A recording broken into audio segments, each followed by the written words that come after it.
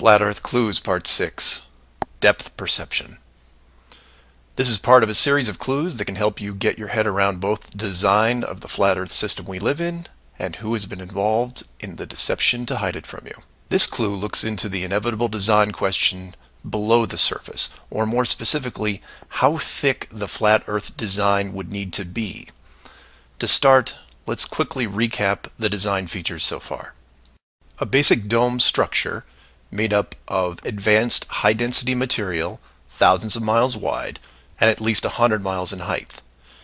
The ceiling of said structure being projected upon by an ultra-high-definition system using super LED technology and a combination of 2D and 3D imaging to simulate all celestial bodies, including sun, moon, stars, and so on.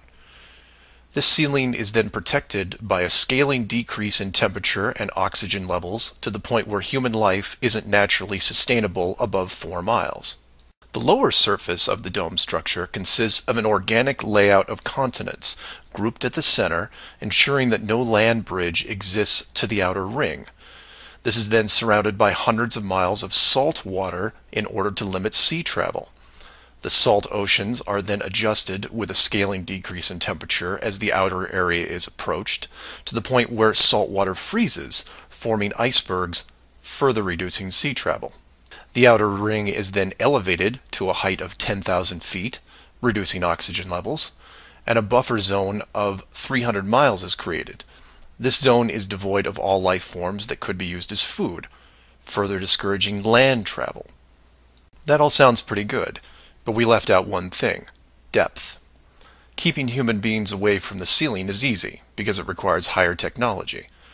Protecting the outer ring is a little more difficult, but can be accomplished with layers of negative reinforcement.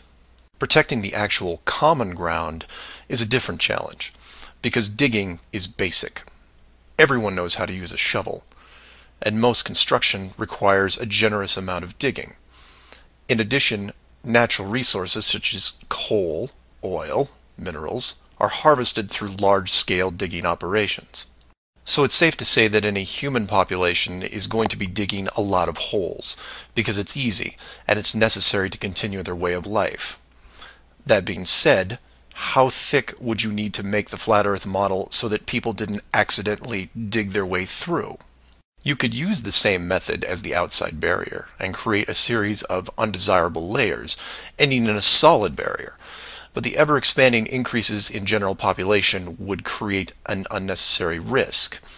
If the bottom of the flat Earth was composed of, say, an unbreakable material, this would pique the digger's curiosity, and if repeated all over the world, would raise suspicions of design. While a solid barrier works at the end of a frozen wasteland where no one is venturing, or allowed, it doesn't do much if it's found in a mining quarry or someone's backyard.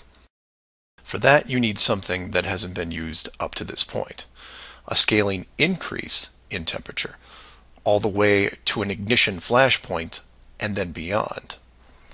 Now you will jump in and say, well, of course, we all know that there is molten rock below the surface. We see it in volcanoes and, well, volcanoes. Yes, you do. And we've all seen the cross-section diagram of the globe Earth, which shows ever brighter bands of molten structure and so on, which is why I included the wiki link in the description that covers the official view of the Earth structure.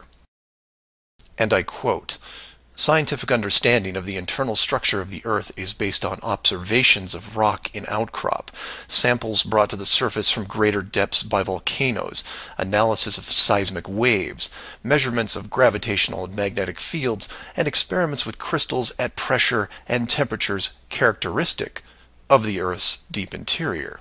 In short, they have no clue on what's below them. None. In fact, the deepest holes ever drilled, which I've also linked in the description, only go down 8 miles. To repeat, no one has gone below 8 miles anywhere.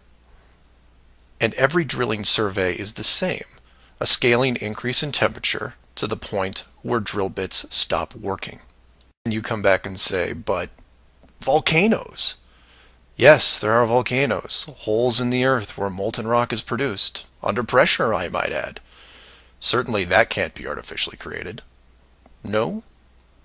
We can melt rock right now. It's called a smelting plant. What do you think your car is made out of? Melted, reformed, and polished rock. We have the technology to do this. It all comes down to scale. Create a large set of furnaces at, say, 50 miles below the surface that can melt and pump molten rock. And you say, what would the furnaces be made out of? Oh, I don't know. How about the same dome material that can withstand nuclear weapons? So you take the molten rock, locate a few random access points on the surface, and the rest comes naturally. Volcanoes also reinforce the Earth structure model that the molten rock goes all the way to the core, which then in turn reinforces the globe model, and then we're back to where we are now. A smoldering globe flying through space at high speeds that from a design standpoint makes no sense. So how thick would the flat Earth model floor need to be? Oh, for common use, say less than 100 miles, similar to the ceiling in scale. Large heat generators placed in a pattern, a thin layer of molten rock 10 to 20 miles down, which is really just a geologic pipe system to help with the generation of terrain. And there you have it, an efficient way of discouraging all those digging humans from reaching too far, combining a physical barrier with a mental one. 8 miles down and you're going to tell me what the entire core looks like? Give me a break. So do some of your own research and ask questions. Please feel free to email me at msargent23@comcast.net or 303-494-6631.